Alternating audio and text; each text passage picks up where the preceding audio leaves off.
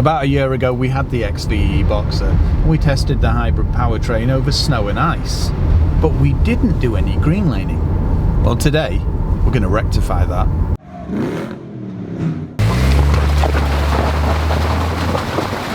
See how it copes on our Oxen Park Mish. This is where we take all our SUVs and pickups, and I think with its raised ride height and decent wading depth, it'll walk it. Some standing water.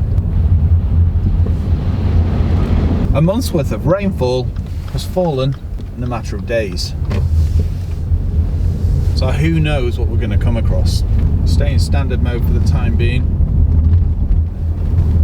I do have X mode if I need it. But it's comfortable, feels composed. Doesn't feel as joggly as a pickup either. No. I mean, yes, we were talking there's a bit of body roll, but you expect that with an SUV, but it's still very comfortable and I'm not being jostled at all, really. No, that's where this will excel. X mode. Deep snow? No, we'll just put it on light snow and dirt. So it changes there, and it changes on my little screen here as well.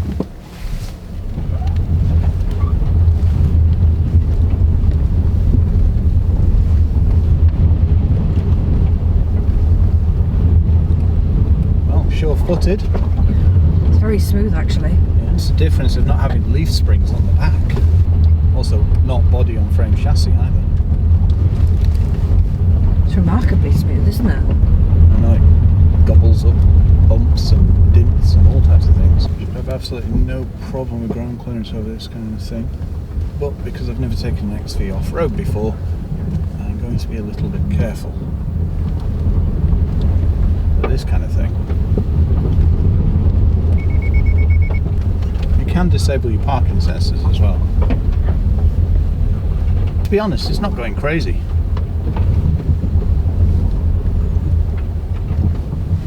Oh, this is rather capable.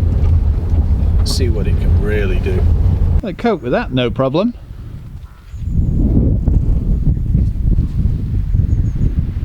But how's it going to cope with this? The Subaru XV. If you want to see a proper look around and see a review, well, click here. Now, as far as green lanes go, this is medium, but it does get a little treacherous during winter. And the interesting thing is, you've probably seen on the news, that we've had a fair bit of rainfall. Now, the XV's got a 500mm wading depth. It's got X mode, meaning you can travel through snow, mud, that kind of thing. It's got descent control and a decent ride height. Now, we drove the XV last year in snow and ice, and it coped very well. We took it up to Kirkstone Pass. It didn't seem to wheel spin particularly, and it stayed well grounded. The thing about this is, considering its ride height, it doubles as a car very nicely, but it still means that you can be rather adventurous, and way more than you would be in, say, a normal saloon. And yes, you likely recognise the shape because this is actually the Impreza platform.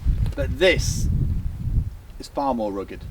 And we've got the hybrid powertrain as well, so e-Boxer, meaning we've got an electric motor to complement our 2-litre Boxer. Nothing will stop it. The only thing that I do have, it's not a concern, but thoughts about, is the fact that we've got a CVT rather than a manual. But I don't think that'll be a challenge. The XV is perfect for off-roading. You've got this chunky cladding down the side, big bumper, but it's not too deep. And also, it's tilted up at the bottom, so that gives you better ground clearance. LED lights all around. They also corner, which is quite handy, especially if you're off-road. We've got some rather nice alloys and the diamond cut, and that's always a challenge when off-roading, because essentially you want steelies, so you can belt rocks and all types of things. So we're going to have to be a touch careful with that, but don't worry about it. We do this all the time. As well as the arches, we've got chunky side skirts too. I'm saying chunky a lot, but I suppose that's one of the key characteristics of the XV. And I suppose that's the thing about Subaru. It's been around for years and years and years. And they're recognised either as off-roaders or racing cars. Well, not racing per se, but more, well, Imprezas, WRXs, that kind of thing. Their off-road capabilities meant that they could dominate rallying for many years. And I suppose that's what showcases these vehicles, the symmetrical all-wheel drive. So it'll be interesting to see how it performs.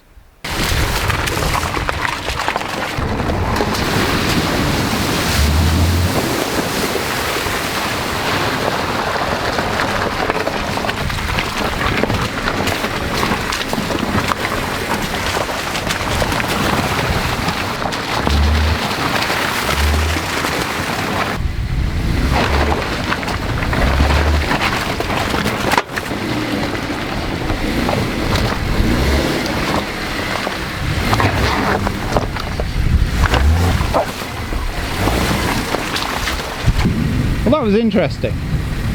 Most of it coped with no problem. Yeah, we did get it cross axle at one point.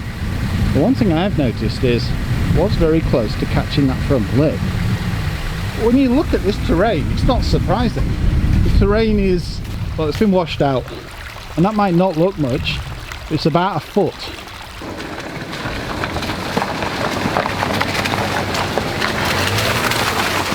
What a challenge! That handled it very well. I put it in deep snow and mud, and remember, it's a button on this, not a dial, and it just very slowly pulled through. There was a bit of wheel spin, but of course we've had a lot of water down here, and I think it handled it really well.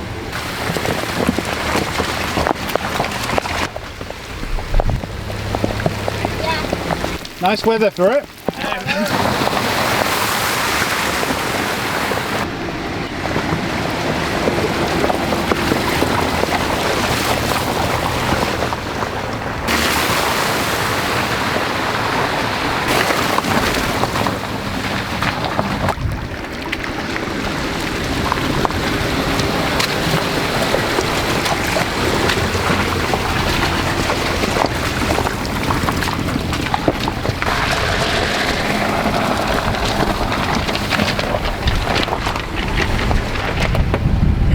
Difference with not having it on leaf springs, but considering this is on road tyres, it's been very smooth. It's handled it so well.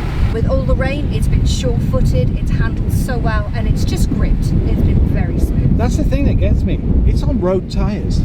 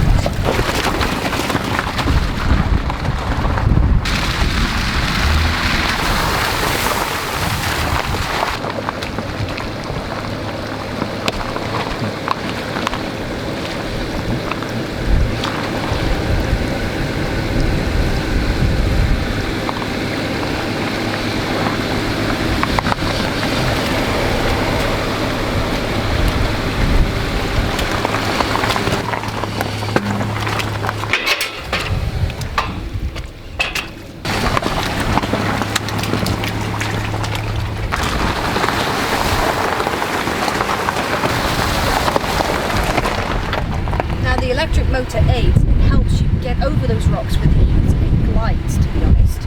And it works in tandem, doesn't it, with the Boxer, which is a 2 litre, so you've got torque anyway. I suppose to describe it in layman's terms is, it's where a turbo would be. So if you start climbing and it starts... The electric motor comes in and just powers you through it. Yeah, exactly. And that's why they developed the e-Boxer, not just for economy, but so it aids off-roading. Power and performance. And I think it's doing well. It is, it's doing very well.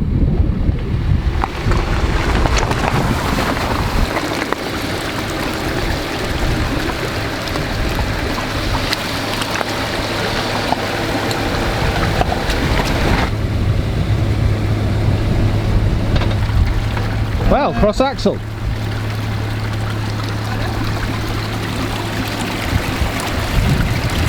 Display here not only shows you what all your wheels are doing, it gives you the XV mode that you're in, it also gives you the angle that you're on, and that will wobble if you're actually cross axle or you've got one wheel off the ground. The car does actually move.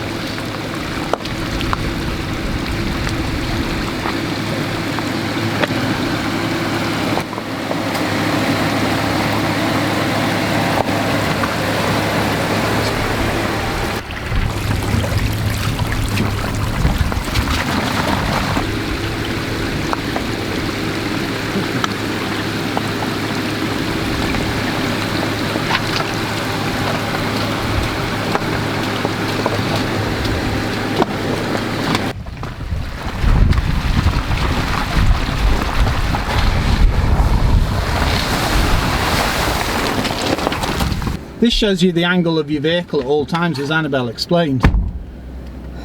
So you can see when you're in X mode, you can see when descent control's activated too. At the moment we're on a +3 angle.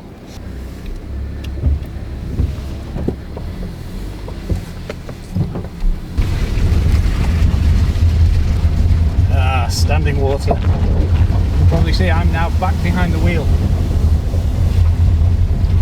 Even over this loose shale, it still feels well planted. And that's on road tyres, as Annabelle mentioned. This is way more water than we've seen for literally years, if ever. Off-roading in one of these is so easy. I mean, look at this. Decent wave depth, and we just power through it.